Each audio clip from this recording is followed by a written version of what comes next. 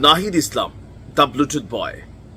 নগদ থেকে নাহিদ বলছি এই নামে ভিডিওগুলো অনেক ভাইরাল হচ্ছে।